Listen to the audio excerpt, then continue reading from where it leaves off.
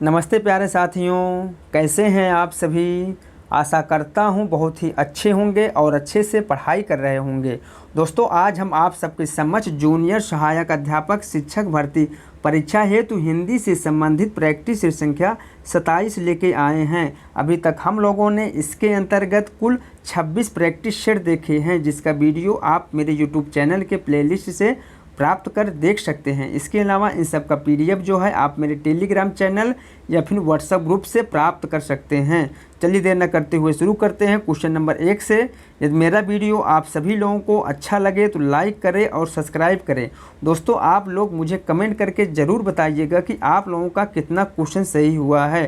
Question number 1 है, राम कुमार वर्मा के अनुसार आदिकाल के हिंदी का प्रथम कवि कौन है। पुष्पदंत हैं, स्वयंभू हैं, चंद्रबरदई हैं या फिर सरहपा हैं। तो राम कुमार वर्मा के अनुसार आदिकाल के हिंदी का जो प्रथम कवि है वह है स्वयंभू। ऑप्शन नंबर बी सही हो जाएगा। चलिए हम लोग अगला क्वेश्चन देखते हैं। निम्नलिखित में से व्याकरण ग्रंथ कौन सा है। उक्त व्यक्ति प्रकरण है, वर्ण रत्नाकर है, राउल वेल है या फिर गंगा वाक्यावली है। तो व्याकरण ग्रंथ जो है वह है उक्त व्यक्ति प्रकरण। ऑप्शन नंबर ए सही हो जाएगा। चलिए हम लोग अगला क्वेश्चन देखते हैं। क्वेश्चन नंबर 3 देखते हैं। पृथ्वीराज रासो को सुख सुखी संवाद के रूप में रचित मानने वाले विद्वान हैं। रामचंद्र शुक्ल हैं, गणपत चंद्र गुप्त हैं, हजारी प्रसाद द्विवेदी हैं या फिर श्याम सुंदर दास हैं। तो पृथ्वीराज रासो को सुख सुखी संवाद के रूप में रचित मानने वाले जो विद्वान हैं वह है Hazari Prasad Dwivedi. Option number C सही हो जाएगा। चलिए हम लोग अगला क्वेश्चन देखते हैं। सिद्धों का सही समय है 9वीं सदी है, 12वीं सदी है या फिर 7वीं सदी है या फिर 10वीं सदी है। तो सिद्धों का जो सही समय है वह है 9वीं सदी। ऑप्शन नंबर ए सही हो जाएगा। चलिए हम लोग अगला क्वेश्चन देखते हैं। वरदान में प्रयुक्त समास है, अव्ययी भाव समास है, संबंध तत्पुरुष समास है, बहुब्रीहि समास है या फिर द्वंद्व समास है। तो वरदान में जो समास होगा वह होगा संबंध तत्पुरुष समास। ऑप्शन नंबर बी सही हो जाएगा। चलिए हम लोग अगला क्वेश्चन देखते हैं। कच्चा घड़ा किस संत कवि को कहा जाता है। कबीर दास को, नामदेव को या फिर गुरु नानक को या फिर सूरदास को। तो कच्चा घड़ा जिस संत कवि को कहा जाता है उनका नाम है नामदेव। ऑप्शन नंबर बी सही हो जाएगा। चलिए हम लोग अगला क्वेश्चन देखते हैं। अब लव नसानी अब ना नशे हो में कौन सा रस है। शांत रस है, करुण रस है, भक्ति रस है या फिर अद्भुत रस है। तो इसमें जो रस होगा वह होगा शांत रस। ऑप्शन नंबर ए सही हो जाएगा। चलिए हम लोग अगला क्वेश्चन देखते हैं। क्वेश्चन नंबर 8 देखते हैं। गोबर गणेश में कौन सा समास है। द्वंद्व समास है, बहुब्रीहि समास है, कर्मधारय समास है या फिर तत्पुरुष समास है। तो गोबर गणेश में जो समास होगा वह होगा तत्पुरुष समास। ऑप्शन नंबर डी सही हो जाएगा। चलिए हम लोग अगला क्वेश्चन देखते हैं। क्वेश्चन नंबर 9 देखते हैं। क्वेश्चन नंबर 9 क्या है। कच्चा आम इसलिए खट्टा है। वाक्य किस प्रकार का है। सरल वाक्य है, संयुक्त वाक्य है, मिश्र वाक्य है या फिर इनमें से कोई नहीं। तो इसमें जो ऑप्शन सही हो जाएगा, यह कच्चा आम है इसलिए खट्टा है, संयुक्त वाक्य है। ऑप्शन नंबर बी सही हो जाएगा। चलिए हम लोग अगला क्वेश्चन देखते हैं। क्वेश्चन नंबर 10 देखते हैं। विशेषण के कुल कितने भेद होते हैं। बताइए आप लोग, विशेषण के कुल कितने भेद होते हैं। 4, 5, 6 या फिर 8। तो विशेषण के 4 भेद होते हैं। ऑप्शन नंबर ए सही हो जाएगा। चलिए हम लोग अगला क्वेश्चन देखते हैं। क्वेश्चन नंबर 11 देखते हैं। मौसी का तत्सम रूप क्या होगा। बताइए आप लोग, मौसी का तत्सम रूप क्या होगा। तो मौसी का जो तत्सम रूप होगा वह होगा मातृश्वासा। ऑप्शन नंबर बी सही हो जाएगा। चलिए हम लोग अगला क्वेश्चन देखते हैं। क्वेश्चन नंबर 12 देखते हैं। निर्मल वर्मा का प्रथम कहानी संग्रह है। बताइए आप लोग, निर्मल वर्मा का इनमें से कौन सा एक प्रथम कहानी संग्रह है। परिंदे हैं, इंसान के खंडहर हैं या फिर छाया है या फिर सेजे वतन है। तो निर्मल वर्मा का जो प्रथम कहानी संग्रह है वह है परिंदे। ऑप्शन नंबर ए सही हो जाएगा। चलिए हम लोग अगला क्वेश्चन देखते हैं। क्वेश्चन नंबर 13 देखते हैं। इनमें से किस शब्द में अक प्रत्यय नहीं है। चालक में, पालक में, कारक में या फिर बालक में। तो चालक, पालक और कारक में अक प्रत्यय लगा हुआ है, जबकि बालक में अक प्रत्यय नहीं लगा हुआ है, इसलिए ऑप्शन नंबर डी सही हो जाएगा। चलिए हम लोग अगला क्वेश्चन देखते हैं। सुहाग के नुपुर किस विधा की रचना है। उपन्यास, कविता संग्रह, कहानी संग्रह या फिर नाटक। तो सुहाग के नुपुर जो है अमृतलाल नागर का उपन्यास विधा की रचना है। ऑप्शन नंबर ए सही हो जाएगा। चलिए हम लोग अगला क्वेश्चन देखते हैं। नागफनी के देश में किस विधा की रचना है। कविता, उपन्यास, एकांकी या फिर रेखाचित्र। तो नागफनी के देश में जो है उपन्यास विधा की रचना है। ऑप्शन नंबर बी सही हो जाएगा। चलिए हम लोग देखते हैं क्वेश्चन नंबर 16 देखते हैं। भक्ति के आद्य आचार्य कौन माने जाते हैं? रामानुजाचार्य, रामानंद, नामदेव या फिर माधवाचार्य। तो भक्ति के आद्य आचार्य जो है रामानुजाचार्य माने जाते हैं। ऑप्शन नंबर ए सही हो जाएगा। चलिए हम लोग अगला क्वेश्चन देखते हैं। क्वेश्चन नंबर 17 देखते हैं। श्रुति के आधार पर वसंत विलास का रचनाकार माना जाता है? मधुकर को, पातीराम को, रोड़ा को या फिर बालचंद को। तो इसमें जो ऑप्शन सही हो जाएगा बालचंद को माना जाता है। ऑप्शन नंबर डी सही हो जाएगा। चलिए हम लोग अगला क्वेश्चन देखते हैं। कौन सा शब्द संयुक्त व्यंजन से निर्मित नहीं है? बताइए आप लोग इनमें से कौन सा एक शब्द जो है संयुक्त व्यंजन से निर्मित नहीं है? स्नान है, लुप्त है, अंश है या फिर विस्मरण है। तो इसमें जो ऑप्शन सही हो जाएगा ऑप्शन नंबर सी हो जाएगा। अंश जो है संयुक्त व्यंजन से निर्मित नहीं है, बाकी तीनों जो है संयुक्त व्यंजन से निर्मित शब्द हैं। चलिए हम लोग अगला क्वेश्चन देखते हैं। हिंदी का प्रथम सूफी कवि स्वीकार किए जाते हैं? बताइए आप लोग इनमें से कौन सा एक कवि जो है प्रथम सूफी कवि स्वीकार किए जाते हैं? असाइद, उस्मान, मुल्ला दाऊद या फिर जायसी। तो मुल्ला दाऊद जो है प्रथम सूफी कवि स्वीकार किए जाते हैं, इसलिए ऑप्शन नंबर सी सही हो जाएगा। चलिए हम लोग अगला क्वेश्चन देखते हैं। क्वेश्चन नंबर 20 देखते हैं। खड़ी बोली का प्रथम महाकाव्य किसे घोषित किया गया है? पद्मावत को, साकेत को, प्रियप्रवास को या फिर कामायनी को। तो खड़ी बोली का प्रथम महाकाव्य जो है प्रियप्रवास को घोषित किया गया है। ऑप्शन नंबर सी सही हो जाएगा। चलिए हम लोग अगला क्वेश्चन देखते हैं। छायावाद प्रथम कृत कौन सी है? बताइए आप लोग छायावाद की प्रथम कृत कौन सी है? अनामिका है, झरना है, उच्छ्वास है या फिर निहार है। तो छायावाद की जो प्रथम कृति है वह है झरना। ऑप्शन नंबर बी सही हो जाएगा। कौन सा? ऑप्शन नंबर बी सही हो जाएगा। चलिए हम लोग अगला क्वेश्चन देखते हैं। विद्यापति को सर्वप्रथम किसने रहस्यवादी घोषित किया है? बताइए आप लोग विद्यापति को सर्वप्रथम किसने रहस्यवादी घोषित किया है? आचार्य शुक्ल जी ने या फिर ग्रियर्सन ने या फिर हरिप्रसाद शास्त्री जी ने या फिर जनार्दन मिश्र ने। तो विद्यापति को सर्वप्रथम रहस्यवादी जो है ग्रियर्सन ने घोषित किया है। ऑप्शन नंबर बी सही हो जाएगा। कौन सा? ऑप्शन नंबर बी सही हो जाएगा। चलिए हम लोग अगला क्वेश्चन देखते हैं। माधवाचार्य का पूर्व नाम क्या था? बताइए आप लोग माधवाचार्य का पूर्व नाम क्या था? निम्बार्क था, आनंद तीर्थ था, विष्णु था या फिर कृष्णचंद था। तो माधवाचार्य का पूर्व नाम जो था वह था आनंद तीर्थ। ऑप्शन नंबर बी सही हो जाएगा। चलिए हम लोग अगला क्वेश्चन देखते हैं। पंचरात्र में रात्र शब्द का अर्थ है? बताइए आप लोग पंचरात्र में रात शब्द का क्या अर्थ है? रात्रि है, ज्ञान है, आचरण है या फिर संसार है। तो रात इस शब्द का जो अर्थ है वह है ज्ञान। ऑप्शन नंबर बी सही हो जाएगा। कौन सा? ऑप्शन नंबर बी सही हो जाएगा। चलिए हम लोग अगला क्वेश्चन देखते हैं। वल्लभाचार्य द्वारा परिवर्तित दर्शन कहलाता है? शुद्धाद्वैतवाद कहलाता है या फिर द्वैतवाद कहलाता है या फिर विशिष्टाद्वैतवाद कहलाता है या फिर कोई नहीं। तो वल्लभाचार्य द्वारा परिवर्तित जो दर्शन है वह शुद्धाद्वैतवाद कहलाता है। ऑप्शन नंबर ए सही हो जाएगा। चलिए हम लोग अगला क्वेश्चन देखते हैं। गोवर्धन पर्वत पर 1519 ईस्वी में श्रीनाथ का मंदिर किसने बनवाया? विट्ठलनाथ ने, वल्लभाचार्य ने, सूरदास ने या फिर निम्बार्काचार्य ने। तो गोवर्धन पर्वत पर 1519 ईस्वी में श्रीनाथ का मंदिर जो है वल्लभाचार्य जी ने बनवाया। ऑप्शन नंबर बी सही हो जाएगा। चलिए हम लोग अगला क्वेश्चन देखते हैं। क्वेश्चन नंबर 27 देखते हैं। कुवलय माला कथा का समय क्या है? 13वीं सदी है या फिर 9वीं सदी है या फिर 11वीं सदी है या फिर 16वीं सदी है। तो कुवलय माला कथा का जो समय है वह है 9वीं सदी। ऑप्शन नंबर बी सही हो जाएगा। चलिए हम लोग अगला क्वेश्चन देखते हैं। नूरजहां प्रबंध काव्य किसका ग्रंथ है? ठाकुर गुरुभक्त सिंह का है, गुरु गोविंद सिंह का है या फिर सिया राम शरण गुप्त का है या फिर भगवती चरण वर्मा का है। तो नूरजहां प्रबंध जो है ठाकुर गुरुभक्त सिंह की रचना है। ऑप्शन नंबर ए सही हो जाएगा। चलिए हम लोग अगला क्वेश्चन देखते हैं। किताब किस भाषा का शब्द है? फारसी है, पुर्तगाली है, अरबी है या फिर तुर्की है। तो किताब जो है अरबी भाषा का शब्द है। ऑप्शन नंबर सी सही हो जाएगा। चलिए हम लोग अगला क्वेश्चन देखते हैं। क्वेश्चन नंबर 30 देखते हैं।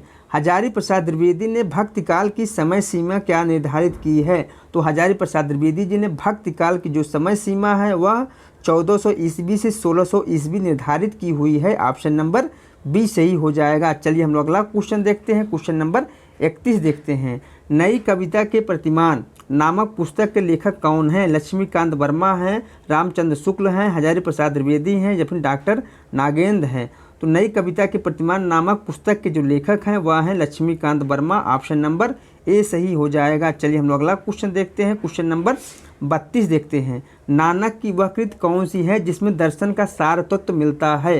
नसीहतनामा में, जपुजी में, सोहिला में या फिर हरिदास में? तो जपुजी में सार तत्व मिलता है। ऑप्शन नंबर बी सही हो जाएगा। चलिए हम लोग अगला क्वेश्चन देखते हैं। क्वेश्चन नंबर 33 देखते हैं। केदारनाथ अग्रवाल को उनको किस काव्य कृति पर साहित्य अकादमी पुरस्कार प्राप्त हुआ? पारिजात पर, मोहनदास पर या फिर विनायक पर या फिर अपूर्वा पर? तो केदारनाथ अग्रवाल को जिस काव्य कृति पर साहित्य अकादमी पुरस्कार प्राप्त हुआ था वह था अपूर्वा। ऑप्शन नंबर डी सही हो जाएगा। चलिए हम लोग अगला क्वेश्चन देखते हैं। चीड़ों पर चांदनी आधारित है। रूस प्रवास पर, यूरोप प्रवास पर, चीन प्रवास पर या फिर अफ्रीका प्रवास पर? तो चीड़ों पर चांदनी जो है निर्मल वर्मा का यात्रा साहित्य विधा की रचना है। यह यूरोप प्रवास पर आधारित रचना है। ऑप्शन नंबर बी सही हो जाएगा। चलिए हम लोग अगला क्वेश्चन देखते हैं। शुद्ध वर्तनी युक्त शब्द का चयन करना है। बताइए आप लोग इनमें से कौन सा एक शुद्ध वर्तनी वाला शब्द है? तो वह है वैमनस्य। ऑप्शन नंबर बी सही हो जाएगा। चलिए हम लोग अगला क्वेश्चन देखते हैं। अशुद्ध वर्तनी वाला शब्द कौन सा है उसे हमें बताना है। बताइए आप लोग इनमें से कौन सा एक अशुद्ध वर्तनी वाला शब्द है? वह है राहुल संस्कृतायन, इसमें अशुद्ध वर्तनी वाला शब्द है। चलिए हम लोग अगला क्वेश्चन देखते हैं। क्वेश्चन नंबर 37 देखते हैं। क्वेश्चन नंबर 37 क्या है? निम्नलिखित में शुद्ध वर्तनी वाला शब्द कौन सा है उसे हमें बताना है। तो इनमें से जो शुद्ध वर्तनी वाला शब्द है वह है प्रमाणिक। ऑप्शन नंबर सी सही हो जाएगा। कौन सा? ऑप्शन नंबर सी सही हो जाएगा। चलिए हम लोग अगला क्वेश्चन देखते हैं। बैल का तत्सम शब्द क्या होता है? बताइए आप लोग बैल का तत्सम शब्द क्या होता है? तो बैल का तत्सम शब्द जो होता है वह होता है बलिवर्द। ऑप्शन नंबर बी सही हो जाएगा। चलिए हम लोग अगला क्वेश्चन देखते हैं। सिंघाड़ा का तत्सम शब्द क्या होता है? बताइए आप लोग सिंघाड़ा का तत्सम शब्द क्या होता है? तो सिंघाड़ा का तत्सम शब्द जो है श्रृंगाटक होता है। ऑप्शन नंबर बी सही हो जाएगा। चलिए हम लोग अगला क्वेश्चन देखते हैं। क्वेश्चन नंबर 40 देखते हैं। मूंछ का तत्सम शब्द बताना है। बताइए आप लोग मूंछ का तत्सम शब्द क्या होता है? तो मूंछ का तत्सम शब्द जो होगा ऑप्शन नंबर डी होगा शमश्रु। ऑप्शन नंबर डी हो जाएगा इसमें। चलिए हम लोग अगला क्वेश्चन देखते हैं। क्वेश्चन नंबर 41 देखते हैं। वैमनस्य शब्द का विलोम क्या होगा? बताइए आप लोग वैमनस्य का विलोम क्या होगा? तो वैमनस्य का जो विलोम होगा वह होगा सौमनस्य। ऑप्शन नंबर ए सही हो जाएगा। कौन सा? ऑप्शन नंबर 1 सही हो जाएगा। चलिए हम लोग अगला क्वेश्चन देखते हैं। कौटिल्य का विलोम शब्द है। बताइए आप लोग कौटिल्य का विलोम क्या होगा? तो कौटिल्य का जो विलोम होगा वह होगा आर्जव। ऑप्शन नंबर डी सही हो जाएगा। चलिए हम लोग अगला क्वेश्चन देखते हैं। तृष्णा का विलोम क्या होगा? तो तृष्णा का जो विलोम होगा वह होगा वितृष्णा। ऑप्शन नंबर ए सही हो जाएगा। चलिए हम लोग अगला क्वेश्चन देखते हैं। क्वेश्चन नंबर 44 देखते हैं। निम्नलिखित में से एक विशेषण शब्द नहीं है उसे हमें बताना है। आध्यात्मिक, भौतिक, आर्ष ये तीनों जो है विशेषण शब्द है, जबकि वार्धक्य जो है विशेषण शब्द नहीं है, इसलिए ऑप्शन नंबर 1 सही हो जाएगा। चलिए हम लोग अगला क्वेश्चन देखते हैं। आसमत शब्द के तृतीय विभक्ति का रूप क्या होगा? तो आसमत शब्द के तृतीय विभक्ति का रूप होगा मया अवभ्याम अस्माभि। ऑप्शन नंबर बी सही हो जाएगा। चलिए हम लोग अगला क्वेश्चन देखते हैं। मार्ग के दोनों तरफ वृक्ष है का संस्कृत अनुवाद क्या होगा?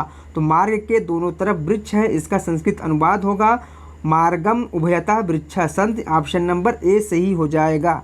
चलिए हम लोग अगला क्वेश्चन देखते हैं। क्वेश्चन नंबर 47 देखते हैं। महाकवि कालिदास किस अलंकार के लिए प्रसिद्ध हैं? तो इनके लिए एक दोहा प्रसिद्ध है, उपमा कालिदासस्य भारवे अर्थगौरवम, यानी कि महाकवि कालिदास जो है उपमा अलंकार के लिए प्रसिद्ध हैं। ऑप्शन नंबर ए सही हो जाएगा। चलिए हम लोग अगला क्वेश्चन देखते हैं। राम शब्द के सृष्टि एकवचन का रूप क्या होगा?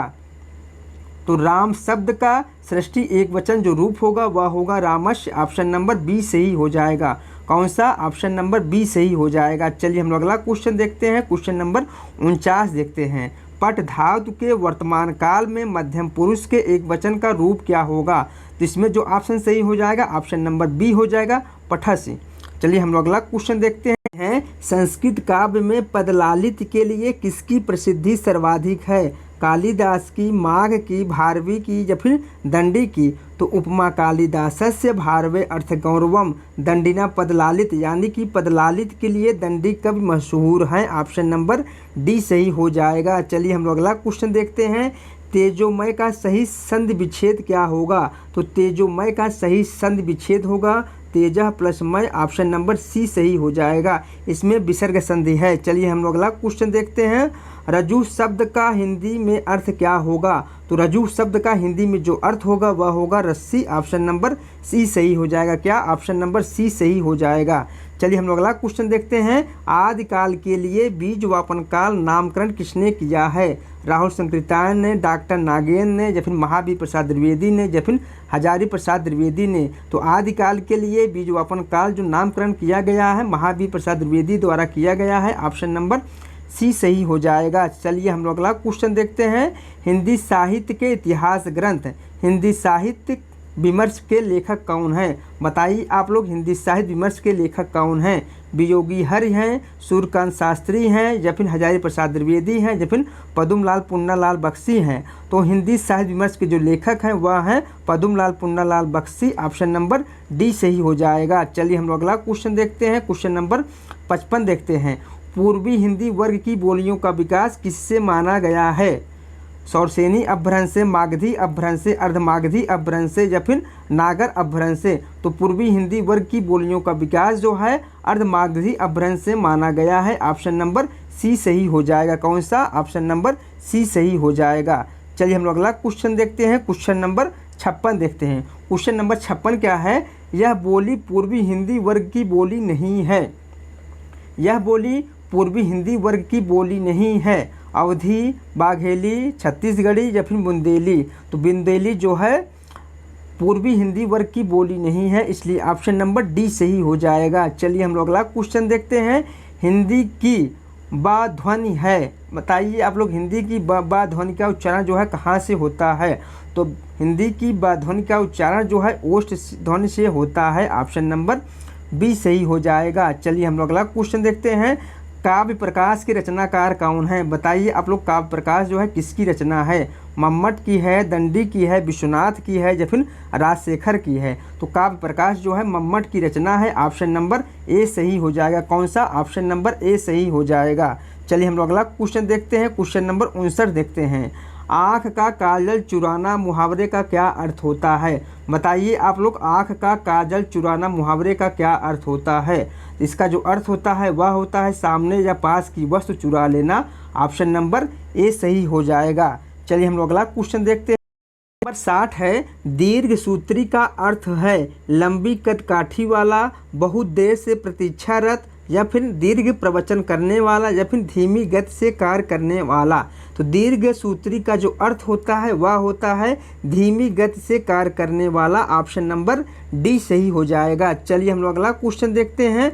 भौतिक शब्द में इक प्रत्यय है एवं मूल शब्द क्या होगा? बताइए आप लोग, भौतिक शब्द में इक प्रत्यय लगा हुआ है तो इसका मूल शब्द क्या होगा? तो इसका जो मूल शब्द होगा वह होगा भूत, ऑप्शन नंबर डी सही हो जाएगा। कौन सा? ऑप्शन नंबर डी सही हो जाएगा। चलिए हम लोग अगला क्वेश्चन देखते हैं।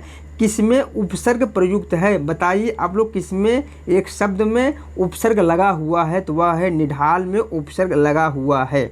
चलिए हम लोग अगला क्वेश्चन देखते हैं। क्वेश्चन नंबर 63 देखते हैं। निम्नलिखित में से कौन सा स्त्रीलिंग शब्द है उसे हमें बताना है। बताइए आप लोग, इनमें से कौन सा एक शब्द जो है स्त्रीलिंग शब्द है?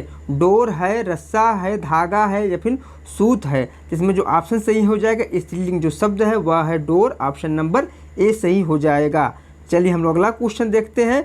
पुल्लिंग शब्द है, बताइए आप लोग, इनमें से कौन सा एक शब्द जो है पुल्लिंग है? चाय है, शिकंजी है, लस्सी है, या फिर दही है? तो पुल्लिंग जो शब्द है वह है दही, ऑप्शन नंबर डी सही हो जाएगा। चलिए हम लोग अगला क्वेश्चन देखते हैं। क्वेश्चन नंबर 65 देखते हैं। इनमें से कौन सा एक कालिदास की प्रथम काव्य कृति है?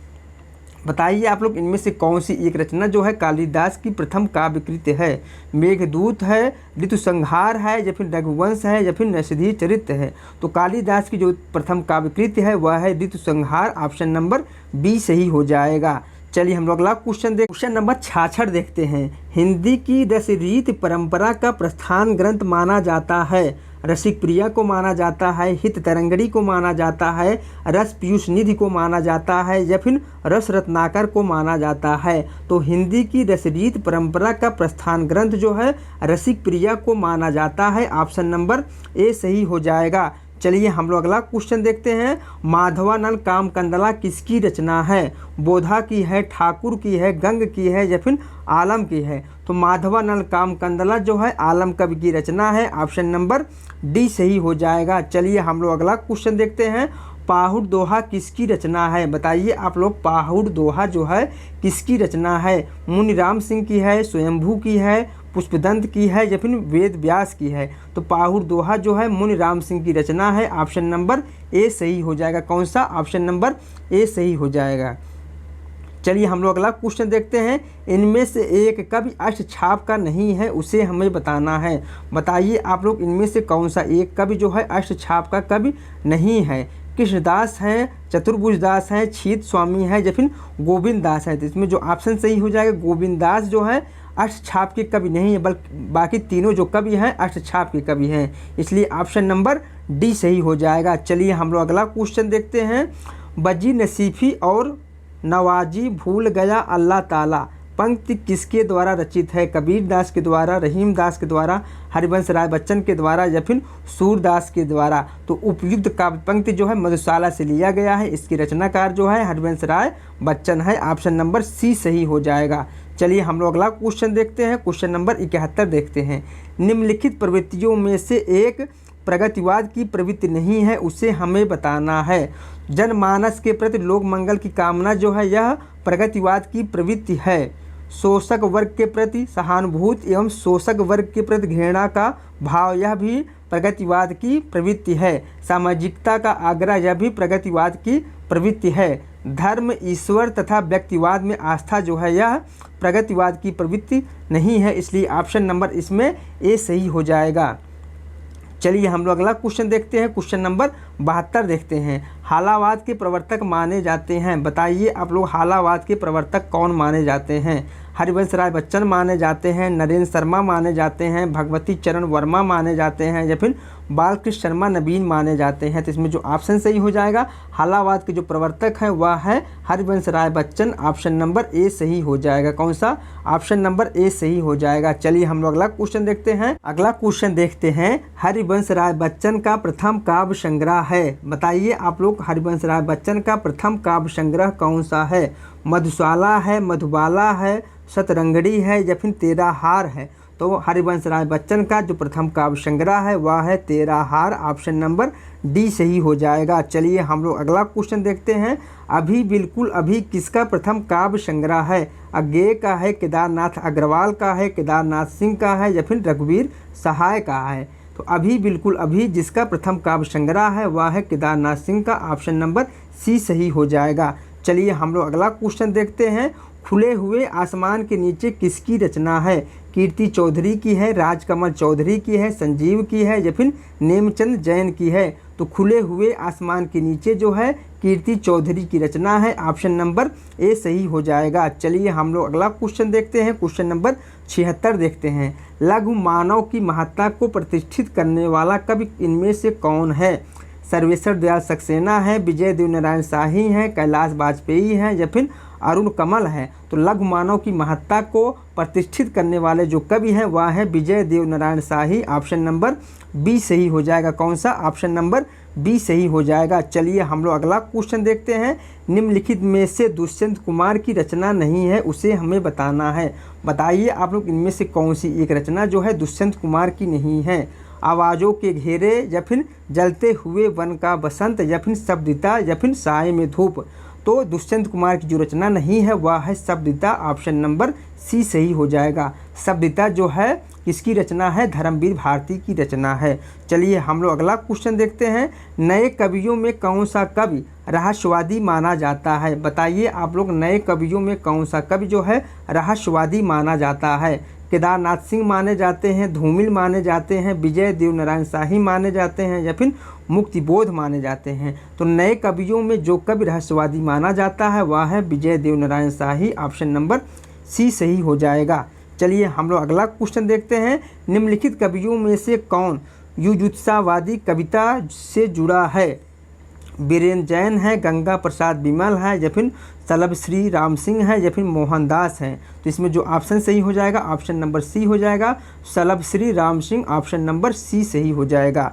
चलिए हम लोग अगला क्वेश्चन देखते हैं। क्वेश्चन नंबर 80 देखते हैं। क्वेश्चन नंबर 80 क्या है, रचना और रचनाकार से संबंधित हमें मिलान करना है। एक तरफ रचना दिया गया है, दूसरी तरफ उनसे संबंधित रचनाकार दिया गया है, उससे हमें मिलान करना है। तो बताइए आप लोग, संशय की एक रात किसकी रचना है? तो संशय की एक रात जो है नरेश मेहता की रचना है। कनुप्रिया किसकी रचना है? तो कनुप्रिया जो है धर्मवीर भारती की रचना है। महावृक्ष के नीचे किसकी रचना है? तो यह है अज्ञेय की रचना है। पुनी हुई रस्सी किसकी रचना है? तो यह है किसकी रचना है? भवानी प्रसाद मिश्र की रचना है। ठीक है, इसलिए इसमें जो ऑप्शन सही हो जाएगा, ऑप्शन नंबर इसमें कौन सा? ऑप्शन नंबर बी सही हो जाएगा। चलिए हम लोग अगला क्वेश्चन देखते हैं। क्वेश्चन नंबर 81 देखते हैं। जयशंकर प्रसाद रचित गीत नाट्य है। बताइए आप लोग, जयशंकर प्रसाद का कौन सा एक गीत नाट्य है? राजश्री है, स्कंदगुप्त है, करुणालय है या फिर ध्रुव स्वामी है? तो जयशंकर प्रसाद का जो गीत नाट्य है वह है करुणालय। ऑप्शन नंबर सी सही हो जाएगा। चलिए हम लोग अगला क्वेश्चन देखते हैं। क्वेश्चन नंबर 82 देखते हैं। मोहन राकेश के किस नाटक में रचनाकार और राजसत्ता के जटिल संबंध को दर्शाया गया है? तो बताइए आप लोग, मोहन राकेश के किस नाटक में रचनाकार और राजसत्ता के जटिल संबंध को दर्शाया गया है? पैर तले की ज़मीन में, या फिर आषाढ़ का एक दिन में, या फिर आधे अधूरे में, या फिर लहरों के राजहंस में? तो आषाढ़ का एक दिन में दर्शाया गया है। ऑप्शन नंबर बी सही हो जाएगा। चलिए हम लोग अगला क्वेश्चन देखते हैं। परमात्मा का कुत्ता कहानी किस कृतिकार की है? मोहन राकेश की है, हरिशंकर परसाई की है, बालमुकुंद गुप्त की है या फिर विद्यानिवास मिश्र की है? तो परमात्मा का कुत्ता या जो कहानी है यह है मोहन राकेश का। ऑप्शन नंबर ए सही हो जाएगा। कौन सा? ऑप्शन नंबर ए सही हो जाएगा। चलिए हम लोग अगला क्वेश्चन देखते हैं। इनमें से शुद्ध वाक्य कौन सा है? बताइए आप लोग, इनमें से कौन सा एक वाक्य शुद्ध है? तो वह है ऑप्शन नंबर डी, हमें कभी हतोत्साहित नहीं होना चाहिए। ऑप्शन नंबर डी सही हो जाएगा। चलिए हम लोग अगला क्वेश्चन देखते हैं। निम्नलिखित में से कौन भाववाचक संज्ञा है, उसे हमें बताना है। बताइए आप लोग, इनमें से कौन सा एक शब्द जो है भाववाचक संज्ञा है? अपनापन है, गाधी है, बाजार है, पटना है? तो भाववाचक जो संज्ञा है वह है अपनापन। ऑप्शन नंबर ए सही हो जाएगा। कौन सा? ऑप्शन नंबर ए सही हो जाएगा। चलिए हम लोग अगला क्वेश्चन देखते हैं। आंशिक शब्द में प्रत्यय क्या है? बताइए आप लोग, आंशिक शब्द में कौन सा प्रत्यय लगा है? तो आंशिक शब्द में जो प्रत्यय लगा हुआ है वह लगा हुआ है इक प्रत्यय। ऑप्शन नंबर सी सही हो जाएगा। चलिए हम लोग अगला क्वेश्चन देखते हैं। जिसका जन्म कन्या के गर्भ से हुआ हो उसे क्या कहेंगे? बताइए आप लोग, जिसका जन्म कन्या के गर्भ से हुआ है उसे क्या कहेंगे? उसे कानीन कहेंगे। ऑप्शन नंबर बी सही हो जाएगा। कौन सा? ऑप्शन नंबर बी सही हो जाएगा। चलिए हम लोग अगला क्वेश्चन देखते हैं। दोस्तों हम लोग 88 से 90 क्वेश्चन तक गद्यांश के आधार पर प्रश्न का उत्तर देना है। तो दोस्तों आप लोग वीडियो रोक करके गद्यांश देख लीजिएगा। हम सीधा प्रश्न देखते हैं। प्रश्न संख्या 88 देखते हैं। प्रश्न संख्या 88 क्या है? छिद्रान्वेषी दृष्टिकोण से लेखक का क्या तात्पर्य है? समन्वय की भावना उत्पन्न होना, या फिर उपयुक्त और अनुपयुक्त का बोध होना, या फिर मानवीय का विकास होना, या फिर विवेकशीलता का विकास होना? तो छिद्रान्वेषी दृष्टिकोण से विवेकशीलता का विकास होना लेखक का तात्पर्य है। ऑप्शन नंबर डी सही हो जाएगा। चलिए हम लोग अगला क्वेश्चन देखते हैं। क्वेश्चन नंबर देखते हैं। शिक्षा ही मानव को मानव के प्रति मानवीय भावनाओं से पोषित करती है। इस कथन के लिए उपयुक्त विकल्प कौन सा होगा? कटुता होगा, या फिर सहृदयता की भावना का विकास, या फिर विनम्रता की भावना का विकास, या फिर घृणा की भावना का विकास? इसमें जो ऑप्शन सही हो जाएगा ऑप्शन नंबर सी हो जाएगा, विनम्रता की भावना का विकास। चलिए हम लोग अगला क्वेश्चन देखते हैं। क्वेश्चन नंबर 90 देखते हैं। उपरयुक्त गद्यांश का उपयुक्त शीर्षक क्या होगा? शिक्षा होगा, या फिर शिक्षा का जीवन में महत्व होगा, या फिर शिक्षा का बदलता स्वरूप होगा, या फिर सैद्धांतिक या व्यवहारिक शिक्षा होगा? तो उपयुक्त गद्यांश का उपरयुक्त जो शीर्षक होगा वह होगा शिक्षा का जीवन में महत्व। ऑप्शन नंबर बी सही हो जाएगा। चलिए हम लोग अगला क्वेश्चन देखते हैं। क्वेश्चन नंबर 91 देखते हैं। क्वेश्चन नंबर 91 क्या है? उच्च प्राथमिक स्तर पर हिंदी भाषा विकास के लिए कौन सी गतिविधि उपयोगी नहीं होगी, उसे हमें बताना है। सूचना, डायरी लेखन, विज्ञापन लेखन आदि कार्य करवाना यह उपयोगी होगा। पढ़ी गई कहानियों का समूह में नाट्य रूपांतरण यह भी उपयोगी होगा।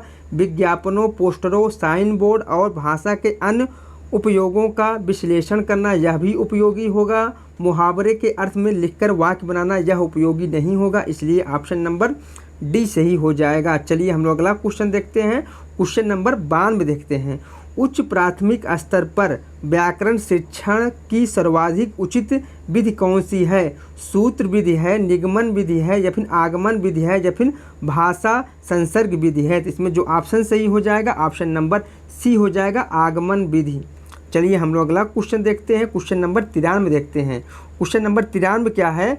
बच्चों का भाषाई विकास सर्वाधिक रूप से निर्भर करता है। बताइए आप लोग, बच्चों का भाषाई विकास सर्वाधिक रूप से निर्भर करता है संचार माध्यमों पर, पाठ्य पुस्तकों पर, या फिर समृद्ध भाषा परिवेश पर, या फिर आकलन की औपचारिकता पर? इसमें जो ऑप्शन सही हो जाएगा ऑप्शन नंबर सी हो जाएगा, समृद्ध भाषा परिवेश पर निर्भर करता है। ऑप्शन नंबर सी सही हो जाएगा। चलिए हम लोग अगला क्वेश्चन देखते हैं। क्वेश्चन नंबर 94 देखते हैं। क्वेश्चन नंबर 94 क्या है? उच्च प्राथमिक स्तर पर यह जरूरी है कि बच्चे, बताइए आप लोग, उच्च प्राथमिक स्तर पर यह जरूरी है कि बच्चे समाचार पत्र में छपी किसी खबर या लेख कही गई बात का निहितार्थ समझ सके? ऑप्शन नंबर बी सही हो जाएगा। चलिए हम लोग अगला क्वेश्चन देखते हैं। क्वेश्चन नंबर 95 देखते हैं। भाषा सीखने का अर्थ उस भाषा की डैश सीखना भी है, क्योंकि भाषा किसी भी डैश का अभिन्न हिस्सा होती है। बताइए आप लोग, खाली स्थान पर क्या होगा? तो इसमें जो होगा, भाषा सीखने का अर्थ उस भाषा की संस्कृत सीखना भी है, क्योंकि भाषा किसी भी संस्कृत का अभिन्न हिस्सा होती है। ऑप्शन नंबर ए सही हो जाएगा। कौन सा? ऑप्शन नंबर ए सही हो जाएगा। चलिए हम लोग अगला क्वेश्चन देखते हैं। क्वेश्चन नंबर 96 देखते हैं। क्वेश्चन नंबर 96 क्या है? कवि वचन सुधा 1868 ईस्वी में प्रकाशित पत्रिका के संपादक कौन थे? राजा लक्ष्मण सिंह थे, या फिर भारतेंदु हरिश्चंद्र थे, या फिर गुलाब शंकर थे, या फिर बालकृष्ण भट्ट थे? तो इसमें जो ऑप्शन सही हो जाएगा, कवि वचन सुधा 1868 ईस्वी में प्रकाशित पत्रिका के जो संपादक थे वह थे Bharatendu Harishchandra ji. Option number B सही हो जाएगा। चलिए हम लोग अगला क्वेश्चन नंबर 97 है। महादेवी वर्मा को 1982 ईस्वी में किस रचना पर ज्ञानपीठ पुरस्कार मिला?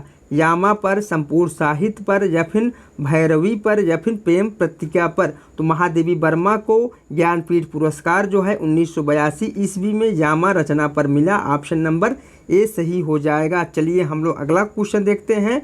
भूले बिसरे चित्र रचना पर सन 1961 ईस्वी में किसे साहित्य अकादमी पुरस्कार मिला? माखनलाल चतुर्वेदी को, भगवती चरण वर्मा को, दिनकर को, या फिर अमृत राय को? तो भूले बिसरे चित्र पर 1961 ईस्वी में भगवती चरण वर्मा को साहित्य अकादमी पुरस्कार मिला। ऑप्शन नंबर बी सही हो जाएगा। चलिए हम लोग अगला क्वेश्चन देखते हैं। समय सरगम उपन्यास पर 2007 ईस्वी में किस साहित्यकार को व्यास सम्मान से सम्मानित किया गया? कृष्णा सोबती को, श्रीलाल शुक्ल को, कुंवर नारायण को, या फिर केदारनाथ सिंह को? तो समय सरगम उपन्यास पर 2007 में जिस साहित्यकार को व्यास सम्मान से सम्मानित किया गया उनका नाम था Krishna Sobti. Option number A सही हो जाएगा। चलिए हम लोग अगला क्वेश्चन देखते हैं। 16 जुलाई 1893 ईस्वी में नागरी पंचायती सभा के संस्थापक नहीं थे? श्याम सुंदर दास नहीं थे, राम नारायण मिश्र नहीं थे, चिंतामणि नहीं थे, या फिर शिव कुमार सिंह नहीं थे? तो 16 जुलाई 1983 ईस्वी में नागरिक पंचायती सभा के संस्थापक सदस्य जो है श्याम सुंदर दास थे, राम नारायण मिश्र थे, शिव कुमार सिंह थे, जबकि चिंतामणि नहीं थे। इसलिए ऑप्शन नंबर सी सही हो जाएगा। ठीक दोस्तों, मेरा यह प्रैक्टिस सेट यहीं समाप्त हो रहा है। यदि मेरा वीडियो आप सभी लोगों को अच्छा लगा हो तो लाइक करें और सब्सक्राइब करें। दोस्तों आप लोग मुझे कमेंट करके ज़रूर बताइएगा कि आप लोगों का कितना क्वेश्चन सही हुआ है। ठीक दोस्तों, मिलते हैं नेक्स्ट वीडियो में।